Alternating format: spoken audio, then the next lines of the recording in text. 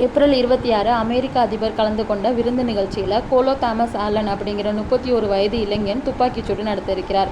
இதை தொடர்ந்து ட்ரம்ப் செய்தி நிறுவனங்களுக்கு கொடுத்த பேட்டியில் தான் அமெரிக்காவில் புதிய புரட்சிகளை கொண்டு வருவதனால ஆப்ரஹாம் லிங்கன் போன்ற முக்கிய தலைவர்கள் மீது நடத்தப்பட்ட மாதிரி தன் மீதும் கொலைவெறி தாக்குதல் நடப்பதாக குறிப்பிட்டுள்ளார். யார் இந்த ஆப்ரஹாம் லிங்கன்? பிரசிடென்ட் ட்ரம்ப் ஏன் தன்னை அவரோட ஒப்பிட்டு பேசுகிறார்? வாங்க பார்க்கலாம். 1809ஆம் வருடம் கெண்டகியில் ஒரு ஏழை குடும்பத்தில் பிறந்தவர் தான் ஆப்ரஹாம் லிங்கன். தன்னோட சுய முயற்சினாலையும் ஆக்கப்பூர்வமான உழைப்பாலையும் 1860 அமெரிக்காவோட 16வது பிரசிடெண்டாக பொறுப்பேற்றார். அப்போ இருந்த காலகட்டத்தில் அமெரிக்காவில் அடிமை முறை நடைமுறையில் இருந்தது. தென் அமெரிக்காவில் இருந்த மாநிலங்கள் விவசாயத்தை நம்பி இருந்ததுனால அவங்க கருப்பின மக்களை அடிமைகளாக நடத்தி வந்தாங்க. அதே வட மாநில மக்கள் தொழிலில் பேஸ் பண்ணி இருந்தனால அங்கே அடிமை முறை கிடையாது.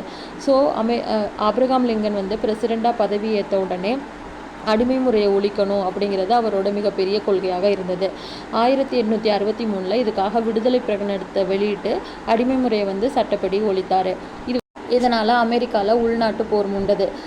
தென் மாநிலங்கள் அடிமை முறை வேணும்னும் வட மாநில மக்கள் அடிமை முறை வேணாம் அப்படின்னு ஆப்ரஹாம் லிங்கனுக்கு சப்போர்ட் பண்ணி உள்நாட்டு போர் நடந்துச்சு. இந்த சமயத்தில் தான் 1863 ஆப்ரஹாம் லிங்கன் ஒரு உலக புகழ்பெற்ற ஸ்பீச் கொடுத்தாரு. அதுதான் கெட்டிஸ்பர்க் ஸ்பீச்.